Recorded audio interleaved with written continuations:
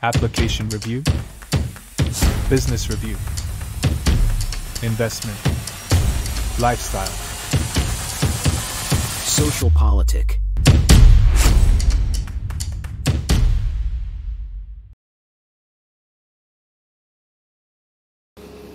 Halo Bapak Ibu, saudara-saudari sekalian, lovers and haters. Salam cerdas Indonesiaku. Jumpa lagi kita pada kesempatan kali ini. Bagi Anda yang belum subscribe channel saya, silakan subscribe channel saya. Tekan loncengnya agar Anda dapat notifikasi setiap kali saya mengupload video-video saya. Oke, kali ini kembali saya membahas mengenai Hasto yang kali ini terancam akan ditangkap oleh KPK. Aduh, kasihan deh nih Hasto ya. Kenapa Hasto ini terancam mau ditangkap oleh KPK? Nah, makanya jangan skip video saya ya. Kalau nonton ya, supaya Anda ngerti apa yang saya maksud mau atau terancam ditangkap. Tapi seperti biasa ada sejumlah yang ringan dan yang lucu nih, mau lewat cepet nih. Langsung dah nih ya. IKN mendunia, cuitan Alek ya. Kenapa? Itu ada delegasi Australia, Spanyol, Belanda, Inggris Raya, dan Bank Asia Development kunjungi IKN. Oke? Jadi jangan ngoceh lagi, mangkrak-mangkrak ya. Bikin isu yang lain dah yang lebih cerdas ya. Oke, mantap ya. Kemudian, kita lihat lagi. Nah, kita kan selama ini selalu dengar bahwa itu Prabowo kabinetnya terlalu gemoy.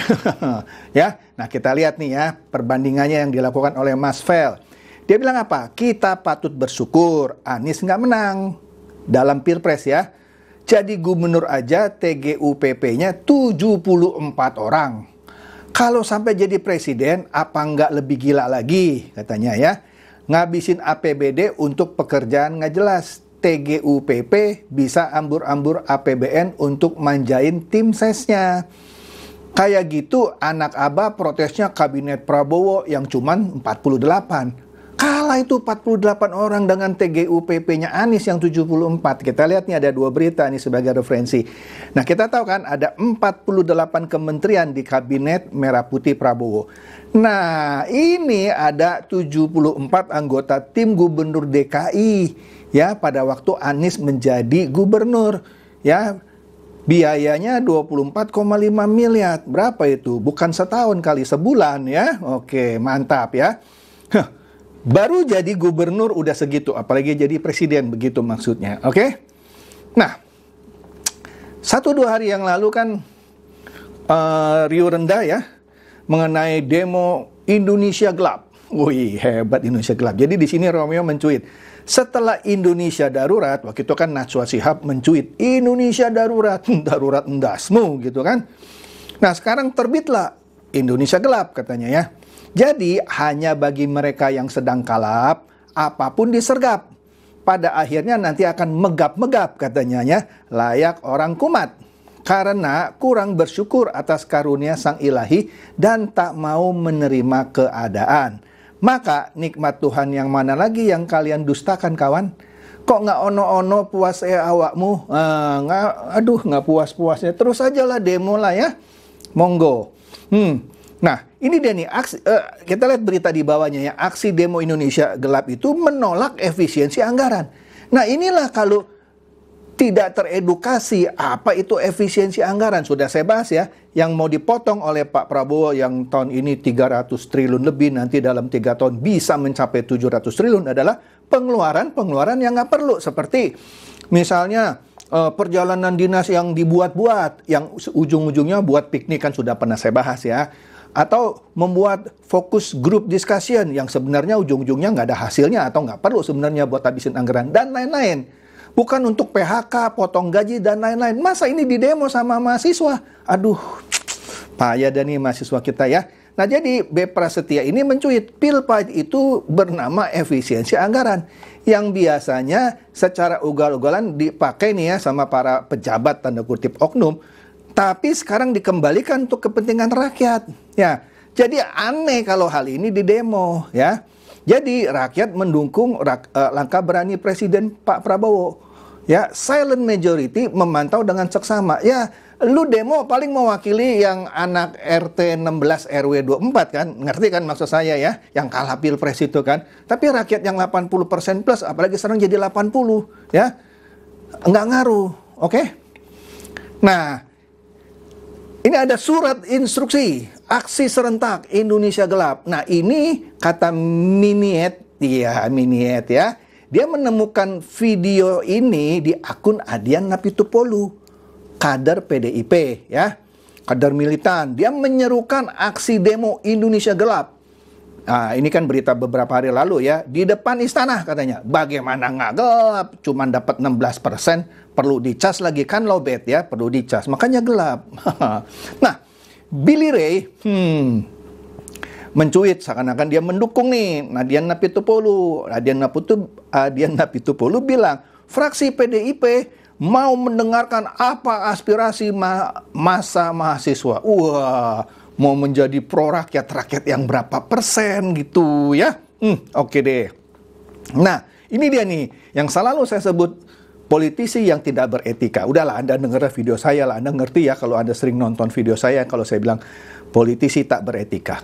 Muhammad Guntur Romli, yang dia keluar dari PSI karena PSI menerima kunjungan Prabowo. Nah, dia terancam keluar dari PDIP jika PDIP bergabung nih sama Pak Prabowo. Nah, jadi bumerang kan? Maka dari itu, sepertinya dia berusaha supaya Prabowo dan PDIP tidak bersatu nih ya. Nah, kita lihat dulu nih cuitannya.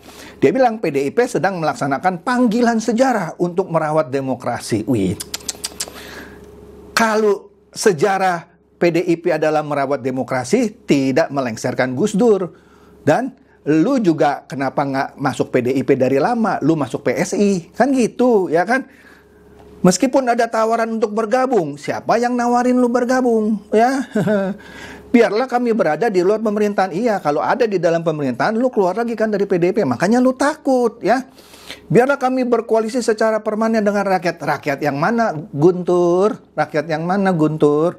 Ya, astaga, pinter dia kalau ngomongnya. Nah, tapi ada faksi PDIP yang justru ya mendukung Prabowo 2 periode di Pilpres 2029. Artinya ini jelas faksi PDIP di dalamnya terpecah. Ada yang dukung Hasto itu seperti Adian Napitupulu, gerakan Indonesia Gelap, seperti Guntur Romli gitu ya. Tapi ada faksi yang lain yang mau atau mendukung Prabowo 2 periode ya. Kami bersama Gerindra katanya, mampus lu Guntur ya. Nah ini dia nih. Hasto kan sudah kalah ya di pra-peradilan. Hasil pra-peradilan tidak bisa dibanding. Tapi hukum memungkinkan mereka yang kalah di pra-peradilan buat gugatan baru. Nah ini nggak ngerti lah kenapa ini. Artinya bisa 100 kali dia bikin gugatan pra-peradilan. Kalah, gugat lagi, kalah, gugat lagi, kalah, gugat lagi. Nggak habis-habis ya. Nah, aduh. Jadi Hasto kembali gugat status tersangka KPK ke pengadilan melalui 1000 pengacaranya. Kan begitu katanya ada 1000 pengacara yang membela dia. Nah, ini berita hari Minggu ya. KPK memanggil Hasto di hari Senin lalu. Ya. Hasto minta pemeriksaan ditunda. Lu siapa minta pemeriksaan ditunda? Karena alasannya dia mau memasukkan lagi gugatan pra-peradilan. Karena kan sebelumnya ditolak sama hakim tunggal itu kan, karena gugatannya nggak jelas. Singkatnya beginilah, hakim bilang gugatan lu nggak jelas. Kan lu jadi tersangka karena melanggar 2 hal. Satu, lu ikut serta dalam melakukan kong kali kong, ya ujung-ujungnya ada korupsi yang melibatkan anggota komisioner KPU Wahyu Setiawan. Satu lagi obstruction of justice, menghalang-halangi penyelidikan. Harusnya gugatannya itu ada 2. Nah, saya curiga memang dari awal dia tahu harus ada 2 gugatan ya. Tapi sengaja dibikin kabur supaya pakai lagi nih 2 gugatan. Ya terserah dia, itu kan strategi 1000 pengacara kan, boleh aja, namanya orang berusaha. Tetapi itu tidak menutup hak KPK untuk memanggil dia, memeriksanya lagi sebagai tersangka. Nah, di sini Hasto dan tim 1000 pengacaranya minta pemeriksaan yang Senin lalu ditunda. Lu pikir bisa begitu aja ditunda? Nah, tunggu dulu. Nah, oleh karena itu Maki melalui ketuanya Pak Bonyamin bilang, Maki itu Masyarakat Anti Korupsi Indonesia. Dia mengkritik Hasto yang minta jadwal ulang pemeriksaan KPK. Apa? Karena Hasto itu harus hormati proses hukum. Ya. Lu dipanggil datang, jangan minta jadwal ulang kecuali lu sakit. Nggak bisa gara-gara mau masukin gugatan pra-peradilan lagi. Nah, jadi di sini kan kita tahu ya Hasto minta pemeriksaannya ditunda waktu Senin lalu ya. Karena akan mengajukan gugatan pra-peradilan lagi. Nah, KPK ini harus cepat. Nggak boleh takut di sini ya.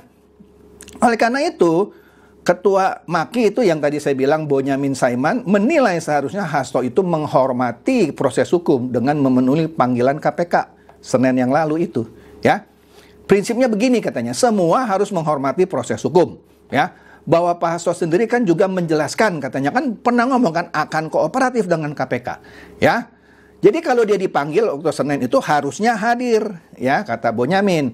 Nah, kata Bonyamin lagi, Hasto harus hadir karena belum ada sidang pra-peradilan lagi.